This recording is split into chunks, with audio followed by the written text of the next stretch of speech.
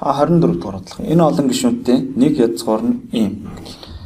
Тэгвэл үржигдэхүүн задлагч. За нэг язгуур нь ийм гэдэг маань юу гэсэн үг вэ гэхээр бидний квадрат гიშтгэл болгоод энийг тэгтээ тэнцвүүлээ бодох юм болвол нэг язгуур нь хасаг 3 байдаг гэж.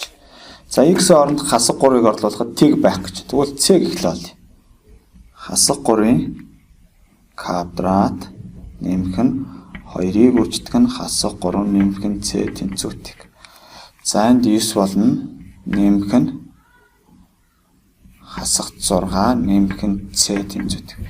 За энэ дээрээс c тэнцүү хасаг 3 гэж гарч ирнэ. За бидний тэгвэл p от x олон гишүүнд маань юу болох вэ гэхээр x квадрат нэмэх нь 2x хасах нь 3 гэсэн олон гишүүн.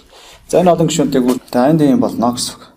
За энэ дээрээс бидэрт x-ийн квадрат дээр нэмэх нь 3x хасах нь x гэж хэлж 2x хасах нь 3. За эхний хоёроос x-ийг алднаас гаргаад дараагийн хоёроос хасах тэмдгийг алднаас гаргачих юм бол x-ийг алднаас гаргалаа. X дээр нэмэх нь 3 хасах тэмдэг гаргалаа. X дээр нэмэх нь 3 бол. За энэ хоёр ялгуурт хоёуланд нь x дээр нэмэх нь 3 байгаа учраас x дээр нэмэх нь 3-ыг хаалтнаас гаргалаа. Энд x-ээс хасах нь 1. За ингээ бидний хариу C хариулт нь болж байна гэсэн.